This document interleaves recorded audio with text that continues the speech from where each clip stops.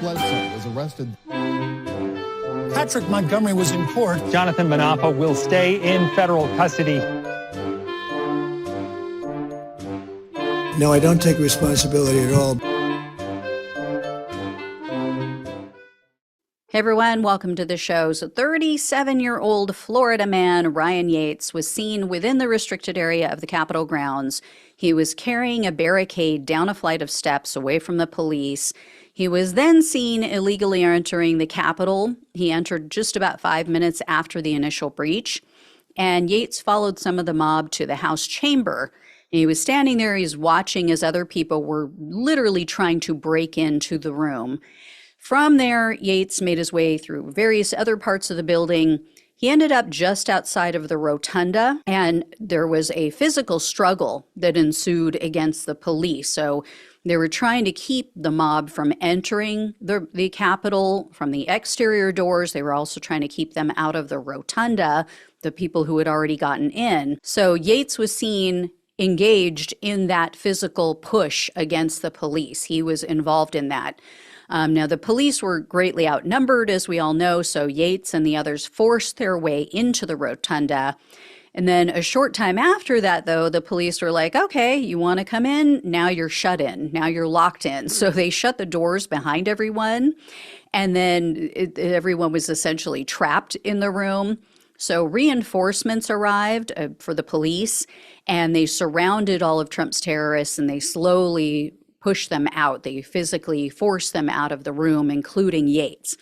So at that point, Yates had been in the building for about an hour, and then he left the Capitol grounds sometime after that.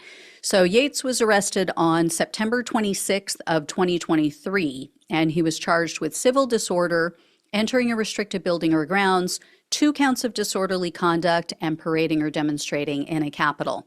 In January of 2024, Yates pleaded guilty to civil disorder. That's a felony. So he was looking at up to 5 years in prison, 3 years of probation, and up to $250,000 in fines. However, the prosecutor requested only 11 months in prison, 3 years of probation, 100 hours of community service, and $2,000 in restitution. Now, normally in cases like this, we wouldn't see a felony plea or an 11-month sentencing request. You know, when there is not physical harm to an officer, they typically wouldn't go that hard, surprisingly. But the prosecutor shared some pretty interesting details about Yates. So they said that Yates claims that he is a commercial fisherman. He says, I'm employed, I work as a commercial fisherman. When they asked him, okay, what's the name of the boat you work on? He couldn't answer, couldn't tell them. And then they spoke with his father, and his father told investigators, no, he's unemployed. He has no money, struggling financially, does not work. Remind me again, though, how Trump helped all these people. That's why they're voting for him, right? Because he's so great for the economy. Couldn't get this guy to work. Anyway, Yates also said that he lived for a period of time at a house where he wasn't allowed to have a key. Apparently, the landlord didn't trust him with a key to the house, so he made him enter and exit through a window. And then, after he lived there, apparently he was just couch surfing. He just was going to friends' houses, acquaintance houses, and sleeping at their homes.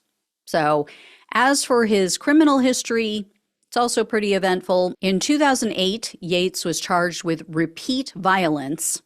Didn't know that was such a thing, but okay. So repeat violence. Later that same year, he was charged with possession of drugs.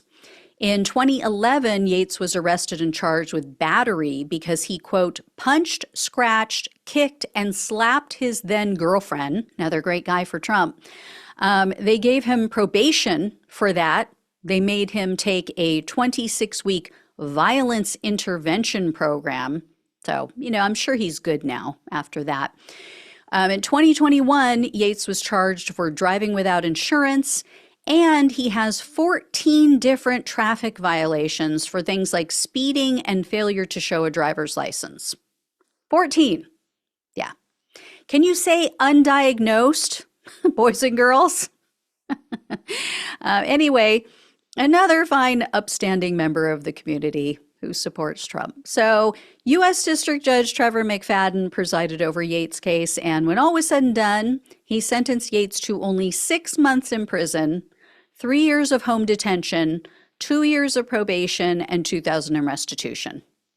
So I don't know what this guy has to do to get a real sentence. Clearly he is not learning his lesson, or he needs some other type of intervention, some type of treatment. I mean, the judge went even below the low end of the sentencing recommendation that's issued by the probation department. So the probation department always gives their recommendation to the government.